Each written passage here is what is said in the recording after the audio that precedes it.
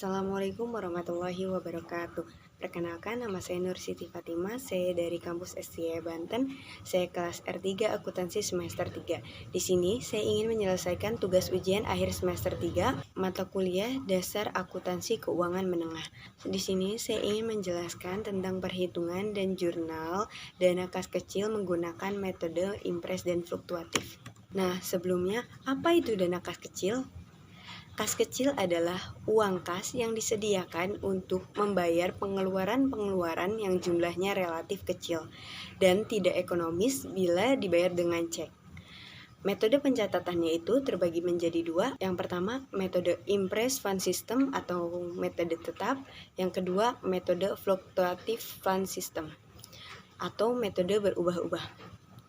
Metode tetap adalah metode pembukuan dana kas kecil di mana rekening dana kas kecil jumlahnya selalu tetap. Untuk pencatatan dana kas kecil, setiap terjadinya transaksi tidak serta-merta langsung dicatat, melainkan bukti-bukti tersebut dikumpulkan terlebih dahulu. Untuk metode pencatatan fluktuatif, yaitu suatu metode pengisian dan pengendalian dana kas kecil di mana jumlah kas kecil akan selalu berubah-ubah atau sesuai dengan kebutuhan. Untuk pencatatan dengan metode fluktuatif ini, setiap terjadinya transaksi langsung dicatat atau di jurnal. Jadi perbedaan antara fluktuatif dan impres itu, kalau impres mah setiap terjadi transaksi itu tidak langsung dicatat tetapi dikumpulkan terlebih dahulu. Kalau misalkan fluktuatif itu setiap terjadinya transaksi langsung di jurnal. Nah, kita masuk ke contoh perhitungan dan jurnal dengan metode impres. Pada sebuah perusahaan PT Surya Abadi yang menyediakan dana kas kecil terdapat transaksi-transaksi pada bulan Desember 2020 sebagai berikut. Pada tanggal 3 Desember 2020 diserahkan selembar cek 5 juta untuk membentuk dana kas kecil. Pada tanggal 6 Desember 2020 dibeli tunai alat tulis kantor PT Surya Abadi sebesar 960. Pada tanggal 15 Desember 2020 dibayarkan biaya angkut sebesar 750. Pada tanggal 18 Desember 2020 dibayarkan untuk uang makan para karyawan yang lembur sebesar 550. Pada tanggal 24 Desember 2020 dibeli lagi alat tulis kantor sejumlah Rp455.000. Pada tanggal 30 Desember 2020 dilakukan pertanggungjawaban atas pengeluaran-pengeluaran yang menggunakan dana kas kecil dan pengisian kembali dana kas kecil. Untuk pencatatan dana kas kecil dengan metode impres ini, kita menjurnalnya itu pada tanggal 3 Desember, yaitu kas kecil di debit 5 juta, kas di kredit 5 juta. Nah, karena menggunakan metode dana kas kecil impres, setiap transaksi tidak langsung dicatat, melainkan dikumpulkan terlebih dahulu pada saat akhir periode atau pertanggungjawaban itu baru dicatat. Jadi kita menjurnalnya itu pada tanggal 30 Desember 2020.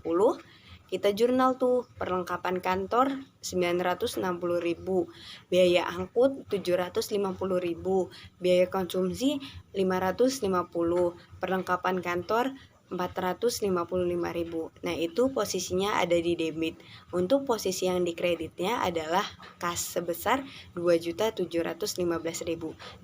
Dari mana 2.715.000 itu? Dari 960 ditambah 750 ditambah 550 ditambah 455.000. Contoh pencatatan dana kas kecil menggunakan metode fluktuatif, berubah-ubah. Nah, ingat teman-teman, ini metode fluktuatif. Metode fluktuatif ini untuk setiap terjadinya transaksi itu langsung di jurnal atau dicatat. Jadi kita ngambil soalnya itu sama seperti yang soal impres ya. Tanggal 3 Desember 2020 diserahkan selembar cek sebesar 5 juta. Nah, kita jurnal 3 Desember 2020. Yang di debitnya adalah kas kecil sebesar 5 juta, yang di kreditnya adalah kas sebesar 5 juta.